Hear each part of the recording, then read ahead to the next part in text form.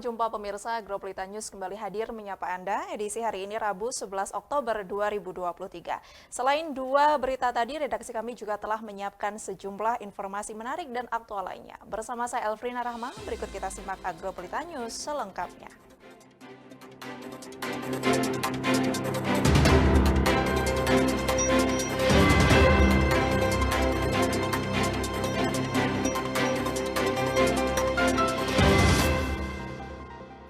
Pemirsa, mengawali Agropolita News hari ini berikut kami rangkum berita seputar Malang Raya dalam News 60 Detik.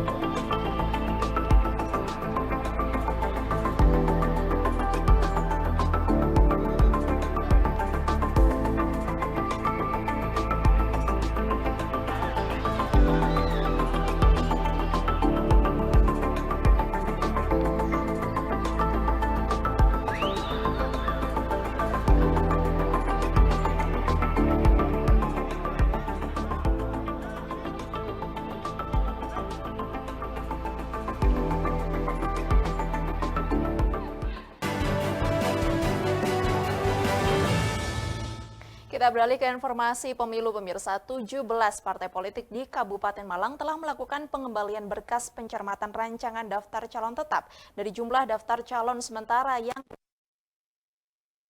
dengan mundurnya dua bacalon dari dua partai politik.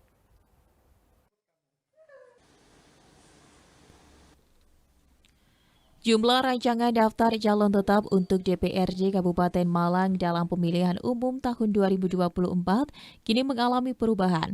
Dari 592 daftar calon sementara, tersisa 590 orang di masa akhir pencermatan rancangan DCT atau daftar calon tetap hingga Selasa 3 Oktober 2023. Dari 17 parpol tersebut, terdapat 2 parpol yang melakukan pengurangan bakal calon, yakni Partai PKN dan Partai Hanura. Masing-masing partai berkurang 1 bakal calon karena mengundurkan diri dan partai politik tidak mengajukan penggantinya. Komisioner KPU Kabupaten Malang Mahendra Pramudia Mahardika menjelaskan di daftar calon sementara ada 592 bacalon setelah tanggal 3 Oktober 2023 menjadi 590. Disinggung alasan berkurangnya bakal calon dari 2 partai politik, Mahardika menyebut itu haknya partai politik dan bakal calon yang bersangkutan. Dari jumlah DCS, tiap partai politik tidak dapat menambahkan sesuai yang sudah diajukan. Sampai tanggal 3 Oktober 2023 jam 23.59 tercatat sudah 17 partai politik peserta pemilu 2024 sudah mengajukan pengajuan bakal calon anggota DPRD Kabupaten Malang, menindaklanjuti pasca yang sudah ditetapkan di DCS. Memang ada perubahan dari 17 partai politik, terdapat 2 partai yang bakal calonnya berkurang 1. Ada partai PKN itu bacalonnya berkurang 1, terus Hanura berkurang 1. Terus kurang 1. Ya, di DCS itu kan ada 592 bacalon totalnya dari 17 partai politik. Setelah tanggal 3 Oktober menjadi 590 bakal calon. Pak, itu tadi dari PKN sama Hanura itu apa alasannya apa? Calonnya yang mengundurkan diri, terus kemudian partai politik tidak mengajukan pengganti calon yang lain. Ya itu haknya partai politik, dan kalaupun mengundurkan diri itu memang haknya bakal calon tersebut. Dari jumlah DCS, setiap partai politik tidak dapat menambahkan sesuai yang sudah diajukan saat DCS kan. Otomatis kalau memang jumlahnya tidak digantikan yang lain maka ya berkurang. Tuh. Usai masa pencermatan, kini dilakukan proses verifikasi administrasi dan rekapitulasi, serta disusun untuk kemudian menjadi rancangan DJT yang akan ditetapkan tanggal 3 November serta diumumkan pada 4 November 2023 mendatang. Dari Kabupaten Malang, Max Munir ATV melaporkan. Sementara itu, pemirsa, eksis hingga sampai saat ini untuk melestarikan tembang lagu kenangan, komunitas Anggrek Bulan, Desa Bulukerto, Kota Batu telah memasuki usianya yang ke-6. Beranggotakan pensiunan, purnawirawan TNI, Polri, serta pensiunan pegawai negeri sipil yang mayoritas generasi baby boomers yang lahir pada tahun 1946 hingga 1964, Anggrek Bulan memiliki moto Saduluran Selawase. Berikut liputan selengkapnya untuk Anda.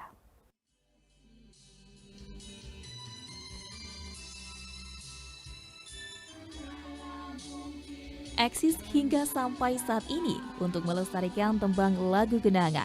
Komunitas Anggrek Bulan Desa Bulukerto, Kota Batu telah memasuki usianya yang ke-6. Beranggotakan pensiunan purnawirawan TNI, Polri, serta pensiunan pegawai negeri maupun umum yang mayoritas generasi baby boomers yang lahir pada tahun 1946 hingga 1964. Anggrek Bulan memiliki moto Saduluran Selawase. Komunitas Anggrek Bulan sendiri didirikan 6 tahun silam oleh beberapa pensiunan TNI dan Polri. Salah satunya Purnawirawan Mayor Infantri Suparto yang saat ini menjadi ketua komunitas Anggrek Bulan. Anggrek Bulan berdiri sebagai sebuah wadah bagi pecinta tembang lawas, bagi para pecintanya, namun tetap membuka anggota dari kaum muda milenial yang ingin melantunkan lagu tembang kenangan yang hingga sampai saat ini tetap enak didengar dengan lirik lagunya yang tak lekang oleh zaman. Selain sebagai ajang silaturahmi, Anggrek Bulan juga memiliki program kerja peduli sosial ke depannya yang juga bermanfaat bagi masyarakat banyak. Harapan kami kepada Bapak Ibu komunitas Anggrek Bulan, mudah-mudahan anggotanya lebih serta lebih baik dan bisa silaturahmi di hari-hari yang akan datang lebih baik lagi. Dan tadi yang kami sampaikan, saya mengulangi lagi, Anggrek Bulan belum pernah minta-minta, jadi mandiri. Mudah-mudahan untuk ke depan anggota semua bisa menyadari ia punya khas dalam model. Memiliki struktur organisasi mulai dari ketua, sekretaris, bendahara maupun anggaran dasar dan anggaran rumah tangga. Organisasi Anggrek Bulan memiliki jadwal rutin untuk melakukan pertemuan dan saling bertukar informasi, serta sesekali melantunkan suaranya untuk mengenang masa lalu. Terus kula nggih pangapunten mboten setiap saat dari awal sampai akhir bisa menenangin jenengan semuanya. Pokoknya yang penting hati saya untuk jenengan semua lah. Alhamdulillah. Sementara Kepala Desa Bulukerto Suhermawan yang hadir di peringatan Hari Jadi Anggrek Bulan yang ke-6 ini mengaku sangat respek dengan semangat para anggota Anggrek Bulan yang tetap eksis di masa yang terbilang tidak muda lagi. Sebagai Kepala Desa, Suhermawan juga mengucapkan selamat atas usia Anggrek Bulan yang ke-6 dan berharap menjadi wadah positif bagi anggotanya. Dan sebagai bentuk kesukaannya akan lagu lama, Suhermawan juga menyumbangkan lagu barat era 64. Dari Kota Batu, Saiful Akbar, ATV melaporkan. Pemirsa, usai jeda berikut kami akan segera kembali. Untuk itu tetaplah bersama kami di Agropolita News.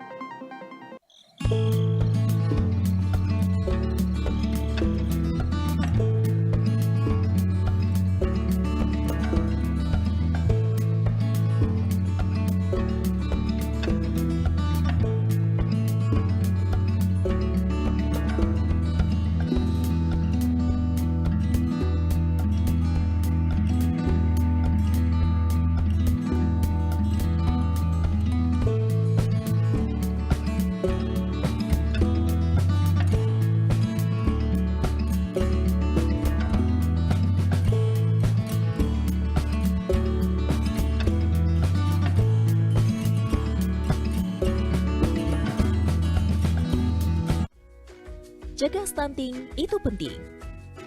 Stunting, gangguan tumbuh kembang pada anak akibat kekurangan gizi kronis dan infeksi berulang sehingga tinggi badannya berada di bawah standar.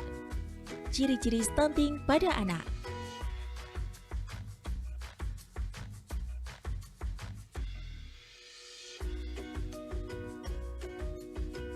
Penyebab stunting pada anak.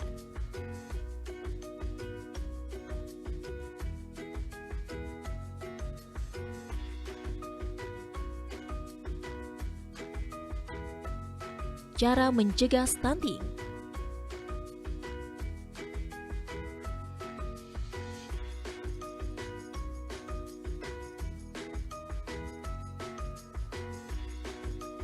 Ayo, cegah stunting.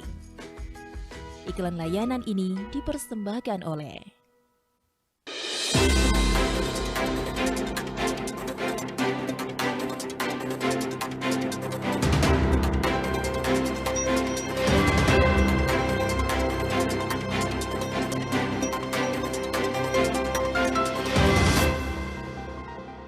Terima kasih pemirsa Anda masih bersama kami di Agropolitan News. Kita lanjutkan ke informasi lainnya terkait dengan retribusi parkir. Dinas Perhubungan Kota Batu menyampaikan bahwa di tahun ini pendapatan dari retribusi parkir telah mengalami peningkatan.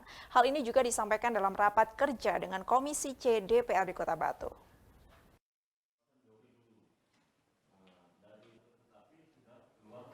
Hari Juni yang sebelumnya menjabat sebagai Kabid Perparkiran Dinas Perhubungan Kota Batu menyampaikan bahwa terkait dengan retribusi parkir dari tahun 2022 dalam bulan yang sama telah mengalami peningkatan. Untuk peningkatannya sekitar 300 juta rupiah, yang mana sampai saat ini PAD dari retribusi parkir yang diperoleh mencapai sekitar 950 juta rupiah. Di Sub Kota Batu sendiri berharap di bulan September PAD yang diperoleh bisa mencapai 1 miliar rupiah. Tetapi untuk saat ini perlu diketahui banyak kendala yang menyebabkan capaian tersebut belum maksimal. Salah satunya yaitu banyaknya agenda kegiatan yang harus dilaksanakan oleh dinas. Sekarang gini, ini ada peningkatan Pak, dari tahun 2022, bulan yang sama, ini sudah ada peningkatan kurang lebih 300 Pak. Jadi berapa totalnya? Sekarang sudah 900, kurang lebih 950-an Pak, hari ini. Belum sampai 1 miliar M ya? Belum sama. Harapan kami ya di bulan September ini 1 M. Harapan kami, tapi banyak kegiatan-kegiatan 17-an dan... Dari Kota Batu, Abraham Patrika ATV melaporkan.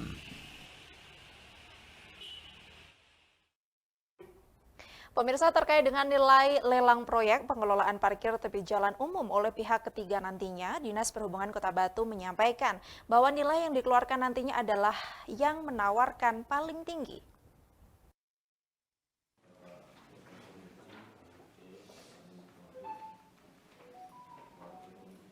Terkait dengan nilai lelang proyek pengelolaan parkir tepi jalan umum oleh pihak ketiga nantinya, Dinas Perhubungan Kota Batu menyampaikan bahwa nilai yang dikeluarkan nantinya adalah yang menawar paling tinggi. Tetapi sebelumnya juga perlu diketahui nilai dari PUP di mana kaitannya dengan pembiayaan gaji jukir ataupun biaya untuk kelengkapan yang diperlukan untuk jukir. Hal inilah yang harus diketahui terlebih dahulu, sehingga nantinya yang dilelang adalah yang tertinggi, di mana pembagian antara jukir dan pemerintah Kota Batu adalah hubungan yang saling menguntungkan, dengan pembagian 60% untuk jukir dan 40% untuk Pemkot Batu. Hari Juni, Kabid Angkutan Dinas Perhubungan Kota Batu menyampaikan bahwa yang dilelang adalah besaran 60% tersebut. Bukan Pak, jadi dikeluarkan dulu BOP-nya. Dan misalnya 10 M. BOP itu apa? BOP ya gajinya apa jukir. Kelengkapannya jukir kan dipotong gitu ya? Iya, dikeluarin dulu, baru yang dilelang tadi 40-60 ya 60-nya yang tertinggi Pak. Kalau ya tertinggi itu minimal, kalau ada yang tertinggi berarti itu yang menang kan begitu. Siapa yang paling tertinggi itu yang menang. Dari Kota Batu, Abraham Patrika ATV melaporkan.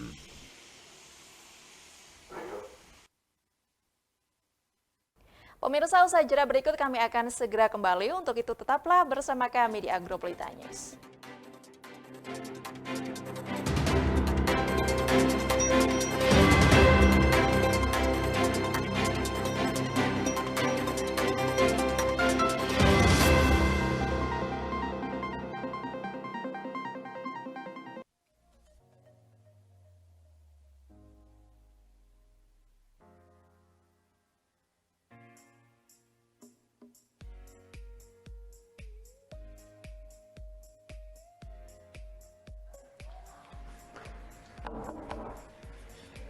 Mohon izin Pak, rapat 15 menit lagi dimulai. Baik Mas.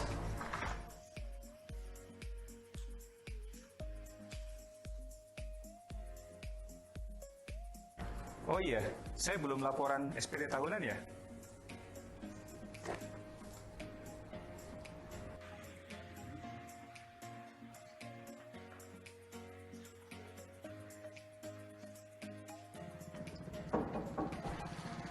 Mohon izin Bapak, 5 menit lagi rapat dimulai. Baik Mas. Saya Aris Agung Paiwai, penjabat Wali Kota Batu. Alhamdulillah, saya sudah melaporkan SPT tahunan. Yuk lapor SPT tahunan sekaligus pemadanan NIK menjadi NPWP secara online melalui pajak.go.id. Laporannya lebih cepat, lebih awal, lebih nyaman.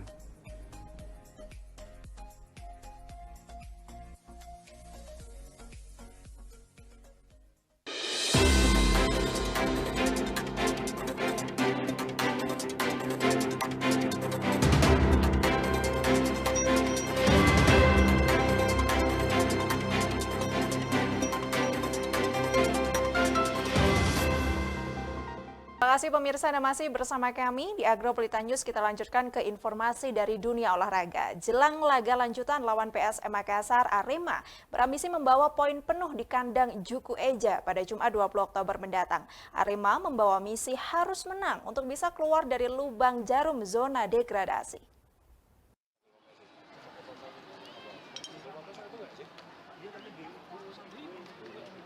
Jelang laga lanjutan lawan PSM Makassar, Arema berambisi membawa poin penuh di kandang Juku Eja Jumat 20 Oktober mendatang. Arema membawa misi harus menang untuk bisa keluar dari lubang jarum zona degradasi. Arema FC menggelar latihan reguler di Stadion Gajayana Selasa sore. Latihan berpusat pada skema permainan, serangan, dan efektivitas gol. Dalam latihan, pemain menunjukkan perkembangan yang baik. Setiap pemain mengalami peningkatan kualitas, baik secara permainan kolektif tim, fisik, dan teknik pemain di lapangan. Pelatih kepala Arema mengaku puas dengan progres anak asuhnya. Pelatih optimis mampu membawa 3 poin untuk Singoedan. Pelatih ingin agar para pemain bisa memanfaatkan sepertiga lapangan menjadi ladang gol buat Arema. Untuk itu pelatih berusaha menghilangkan faktor Gustavo sentris dan membuka celah bagi pemain lain untuk mencetak gol. Yes, I think that everybody see that our condition is better and better. We are improving physically, secara fisik kita meningkat, even technically. bahkan secara teknik juga meningkat. But I think that we are improving more in about organization, about the dynamic. Dan kita akan jadi lebih meningkatkan lagi di kolektif pergerakan secara kolektif itu. But the most difficult part is the last third. Is we need to score goals. Jadi hal yang paling sulit adalah pada saat di sepertiga akhir lapangan kita harus mencetak gol. Itu yang paling sulit dalam sebuah proses sepak bola. And now we know that we have some problems because we create some chances, but when we don't score, it's more difficult to. Jadi kita tentu saja kita jadi kesulitan karena kita sudah menciptakan beberapa peluang, tetapi tidak bisa mencetak gol. Itu jadi masalah buat kita. That's why in these 2 weeks we are trying to. Itulah kenapa 2 minggu ke depan ini kita mencoba untuk meningkatkan sepertiga lapangan. Our offensive dynamics. Bagaimana pergerakannya pada saat penyerangan. Saat ini Arema berada di peringkat 16 klasemen sementara Liga 1 Indonesia. Singoedan akan memanfaatkan jejak kompetisi sebaik-baiknya untuk bisa meraih kemenangan. Dari Kota Malang, John Arista, News Sport ATV melaporkan. Ya, pemirsa, Kabupaten Magetan sukses meraih juara umum pada kejuaraan Provinsi Pencaksilat Persaudaraan Setia Hati Terate atau PSHT tahun 2023 di Gor Ken Arok, Kota Malang. Kejuaraan tersebut sekaligus sebagai ajang pemanasan para atlet daerah yang akan terjun di Porprov tahun 2025 yang rencananya akan digelar di Malang Raya.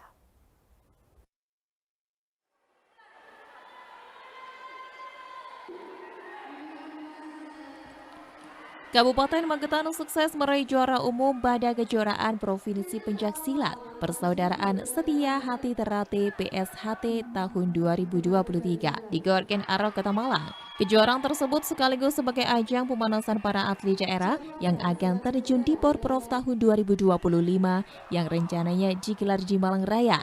Turun dengan sedikitnya 50 atlet mulai dari kelas usia dini, pra-remaja, remaja dan dewasa. Cabang PSHT Kabupaten Magetan sukses merebut juara umum pada kejuaraan Provinsi Pencaksilat Persaudaraan Setia Hati Terate tahun 2023. Kejuaraan selama 3 hari yang berlangsung di Gor Ken Arok, Kota Malang ini banyak diikuti oleh atlet-atlet pencaksilat baru yang sekaligus sebagai langkah regenerasi tiap cabang PSHT di Jawa Timur. Cabang PSHT Magetan sukses mengantongi 13 emas, 5 perak dan 6 perunggu sehingga menjadi juara umum. Sedangkan Kabupaten Malang harus puas menjadi urutan kedua dengan 6 emas, 7 perak dan 6 perunggu. Sementara untuk juara umum 3 diraih Kabupaten Blitar dengan 3 emas dan 1 perak. Untuk pesilat terbaik putra kelas dewasa diraih Fatir Elga Kabupaten Malang dan pesilat terbaik putri diraih Dea Ayu Cabang Magetan. Tingginya animo pesilat muda yang tampil pada Kejurprov PSHT Jatim tahun 2023 ini menunjukkan jika pencaksilat masih digemari oleh kaum muda, sehingga tidak ada lagi tawuran yang meresahkan masyarakat, tetapi harus bisa mengharumkan nama organisasi pencaksilat melalui prestasi. Sudah ada teman-teman dari PSHT Kabupaten Malang itu yang menembus sampai level internasional. Saya pengen kegiatan Kejurprov PSHT Jatim 2023 ini bisa mengantarkan minimal 5 atlet yang nanti bisa terjun di event internasional. Mudah-mudahan dengan kondisi ini semakin membuka kolaborasi antar cabang. Jadi kegiatan Kejurprov PSHT Jawa Timur ini adalah hasil kolaborasi dari cabang PSHT Kota Malang dan cabang PSHT Kabupaten Malang. Sehingga hasil ini adalah barometer kita bahwa PSHT itu adalah mengedepankan prestasi untuk atlet-atlet yang bermartabat. Sehingga ke depan tidak ada tawuran, tidak ada persengketaan, tetapi yang diutamakan adalah prestasi. Wilayah Malang Raya yakni Kota Batu, Kota Malang dan Kabupaten Malang pada tahun 2025 menjadi tuan rumah Pekan Olahraga Provinsi Jawa Timur. Sehingga kejuaraan kali ini sekaligus sebagai ajang pemanasan para atlet daerah yang akan terjun di Porprov tahun 2025 mendatang. Dari Kabupaten Malang, Saiful Akbar, Newsport ATV melaporkan. Dan pemirsa, jangan beranjak dulu dari tempat duduk Anda karena usai jeda berikut kami akan segera kembali. Tetaplah di Agropolitan News.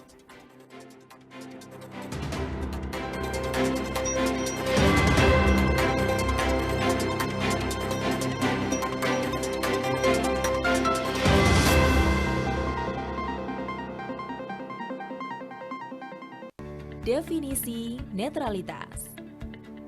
Bebas konflik kepentingan. Tidak memihak, bebas intervensi, objektif, bebas pengaruh, adil. Jaga netralitas ASN dalam pemilu 2024. Iklan layanan ini dipersembahkan oleh Jaga stunting itu penting. Stunting, gangguan tumbuh kembang pada anak akibat kekurangan gizi kronis dan infeksi berulang sehingga tinggi badannya berada di bawah standar. Ciri-ciri stunting pada anak.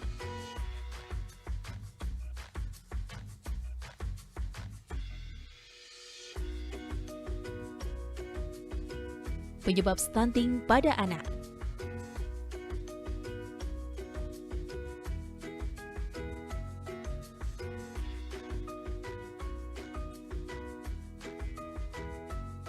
Cara mencegah stunting.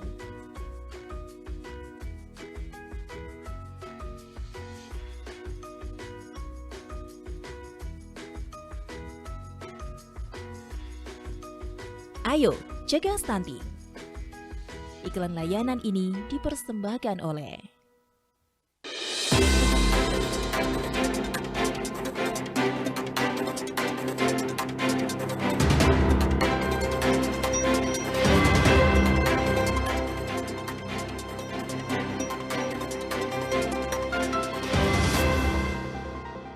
Terima kasih pemirsa, Anda masih bersama kami di Agro Pelita News. Kita lanjutkan ke informasi lainnya. Beredar sebuah unggahan video di media sosial Instagram yang memperlihatkan seorang pria membacakan sebuah dokumen rahasia yang diklaim berisi agenda-agenda penciptaan New World Order tahun 2021 hingga 2030 milik Perserikatan Bangsa-Bangsa atau PBB. Adapun agenda-agenda dalam dokumen rahasia tersebut adalah peniadaan uang tunai, penyatuan pasukan militer hingga dilaksanakannya program depopulasi manusia di dunia. Benarkah informasi tersebut? Berikut kami rangkum dalam News Apa Iya.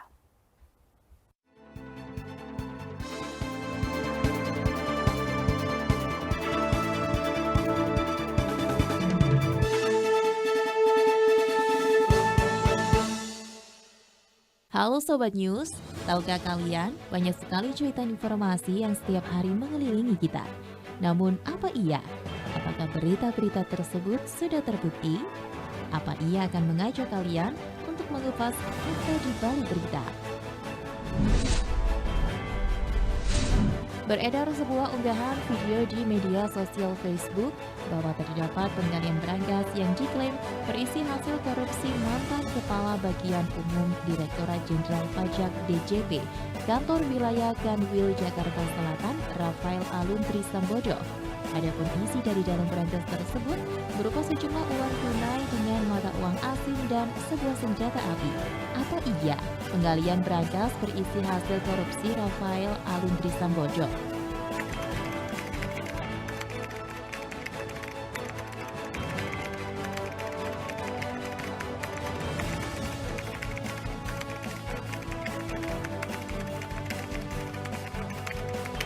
Dilansir dari rilis resmi Kemkominfo pada tanggal 3 September lalu yang mengutip dari situs kompas.com, klaim yang mengatakan bahwa penggalian berangkas berisi hasil korupsi Rafael Aluntri Sambodo tersebut adalah disinformasi.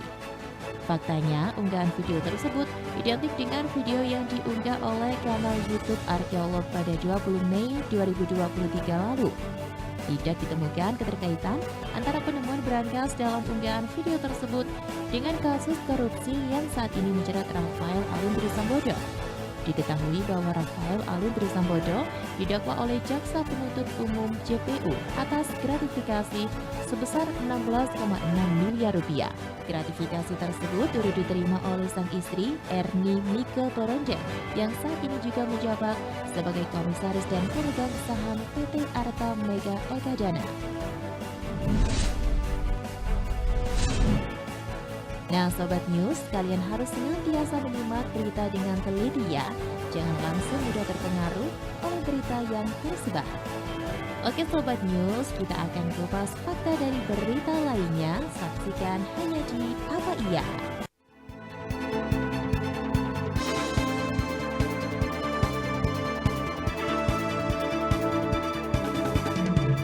Dan pemirsa, berikut kami tampilkan informasi perakiraan cuaca untuk edisi esok hari Kamis 12 Oktober 2023 untuk daerah Malang Raya dari BMKG Stasiun Klimatologi Kelas 2 Malang. Dan informasi ini sekaligus menutup perjumpaan kita pada Agro Pelita News edisi hari ini. Mewakili seluruh kerabat kerja yang bertugas, saya Elvina Rahma mengucapkan terima kasih atas kebersamaan Anda dan sampai jumpa.